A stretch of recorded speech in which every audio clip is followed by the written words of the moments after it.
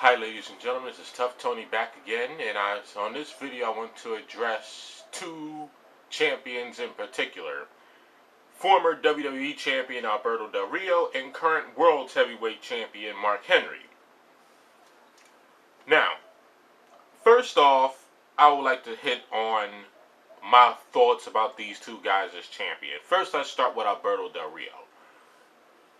A couple years ago, maybe almost close to a decade ago, maybe not a decade ago, but I'm thinking maybe in like 2005 or 2006 or so, WWE created something called Money in the Bank. It was a ladder match that had a briefcase that would ensure the person who got the briefcase from the top of the ladder to cash in a championship title match at any given time. You could do it anytime the champion's damaged, anytime he's hurt, anytime he's finished wrestling the match, and you can cash it in for a cheap victory. Miz is the only person who actually had a damn near a full match when cashing in the Money in the Bank briefcase. One problem with that. That's just fruit punch. Don't look at me like that. I have no reason to drink alcohol because I'm not as pissed as usual. But anyway, most of the time, like I said, they cash in whenever they want to. Basically, of course, we all know is when a company books you to cash it in.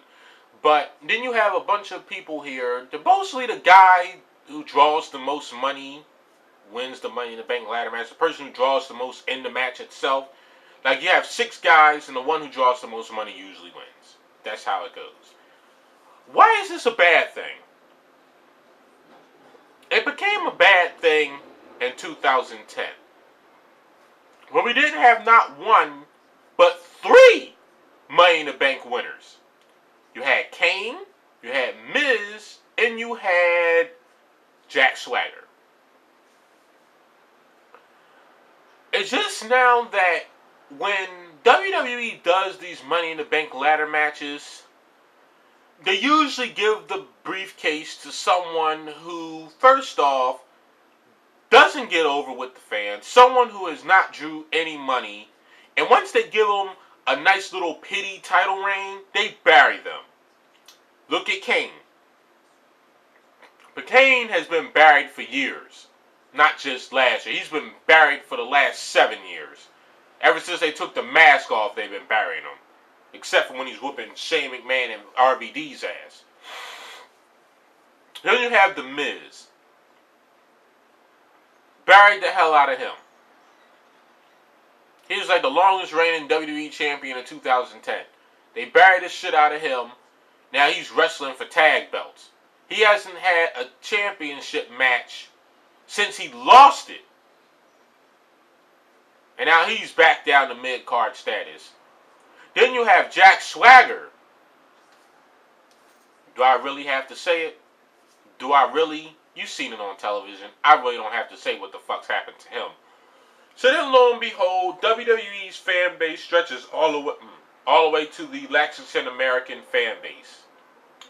Then you have a guy like Alberto Del Rio, who, number one, is probably broke the record set by another asshole, Kevin Nash, who's actually the lowest drawing WWE champion of all time.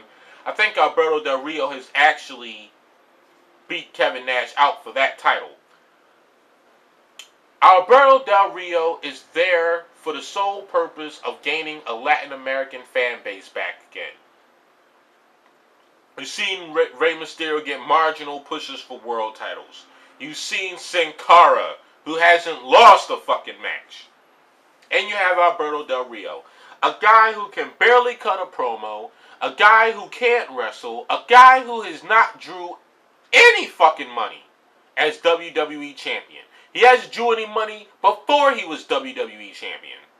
But you bring him in. But this is what's so important. You have a guy like Alberto Del Rio, a product of John Laurinaitis and the WWE, which means he was already doomed to failure from the start. And then you have a guy like CM Punk, who's been through every single wrestling promotion you can think of and was largely successful besides his time in TNA. And he comes to the WWE. So, just say CM Punk was still WWE champion and he went up against Alberto Del Rio. Who do you think WWE would choose? As we know, as history has told us, the WWE doesn't treat people very good if they're not a product of their glorious promotional machine. But that's saying, look at the guys that came from OVW, or Tough Enough for that matter. Those guys have had pretty good success in the WWE, in my opinion. Then you go to the FCW guys, which takes up about 70% of WWE's overall roster. They have not made a name, besides Wade Barrett, none of them has really made a name for themselves. They're all falling into obscurity. They're not drawing any money, but they probably are. But even if they are, they're not promoted as well. Like CM Punk. These guys are barely fucking promoted. These guys get no pushes whatsoever, and it's fucking pitiful. And the only reason they're in the WWE to begin with is because when they was in FCW, they really didn't have anything to do because they had so much showtime. The shows they had were few and far between, and they kept on getting DUIs, and it was costing the company money, and the company didn't like what they was doing, so they brought them to the big time, and they probably lost a lot of money because of it. Then you figure Alberto Del Rio has lost the title to John Cena. Normally, they get that one courtesy championship title defense, that one title defense as a heel. Alberto Del Rio did not get such satisfaction. But what I can gather, and I have not read any dirt sheets or anything, I usually shoot from the hip. Alberto Del Rio, in the sense of a word, flopped. We all knew he was going to fucking flop. WWE pulled the fucking plug. I have never seen anything like that. They fucking pulled him so damn quickly. It was fucking insane. I wish they could have did it to someone that wasn't John Cena, but speaking of which, how come Punk didn't get a rematch? Cena got a rematch and lost. CM Punk never got a rematch. Yet John Cena's champ again. So now we have to endure the same old bullshit. And then WWE makes these people world champions and then they fall into obscurity. They have never done anything like that to any of the other champions from the past. Edge, Randy Orton, Cena, Triple H to an extent, Undertaker. Undertaker only wrestles 3 times a year, and yet when he comes back, he gets a courtesy world title. You know, you never see these guys go back to mid-card, but you got Miz going back. Jack Swagger's fucking undercard house show. Black card matches, you know? Dark matches, as it were. It is burying every fucking body. Then we go to Mark Henry. Maybe people will think that I'll be upset about Mark Henry being world champion. You guessed wrong. I'm actually quite excited. And I'm going to tell you why. If anyone can recall, maybe in about 2005, when Batista got injured by Mark Henry, and then Batista came back and whooped Mark Henry's ass, and they were supposed to have a match at a pay-per-view, but it never happened, and you replaced Mark Henry with Great Khali, which was a shitstorm in itself. See, if anyone read dirt sheets or read wrestling news back then, Mark Henry was actually supposed to get a shot at a title, a world title, either be world champion or WWE champion. I'm pretty sure since it was on SmackDown, it was going to be the world title. He was supposed to get a run then. But instead, they gave him the horrible ECW champ. No, my mistake. Not the ECW championship. They gave him the WWE ECW champion. How the fuck you got an ECW championship with WWE logos all over it?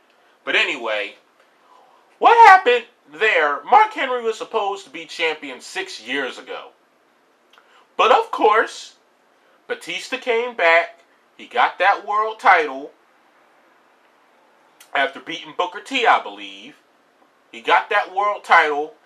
And then they were supposed to have some unfinished business. But of course, Batista, being the bitch that he is, went to Triple H. I don't want a job. I don't want to get Mark Henry over. like Triple H ever put over anybody besides Batista in the last 10 years. But I don't want to do this, I don't want to do that. So Batista goes, bitch, moans, and fucking complains about how he didn't want to put the guy over, so they squashed the whole fucking angle. But it just goes to show that then Batista went up against Undertaker and jobbed Undertaker anyway. And it just so happens how bad politics are. Mark Henry should have been world champion. This is another thing. Mark Henry's black. How come we can have African American world champions but not African American WWE champions? And no, I do not count The Rock. The Rock is fucking Samoan, Puerto Rican, white, and black all at the same time. Man, the fucking rubber on the back of my phone is more black than the fucking Rock. So I don't fucking count him. Fuck The Rock. It's such a shame that WrestleMania comes along and we're going to have so much young talent that needs to get promoted and needs to get pushed. But just like this year's WrestleMania, they all get thrown to the wayside from a guy who hasn't fucking worked for the company for 7 fucking years and still receiving fucking royalty checks. You gotta fucking love corporate wrestling. They could put somebody over that could really push. Hold on for 1 second, my doorbell's ringing.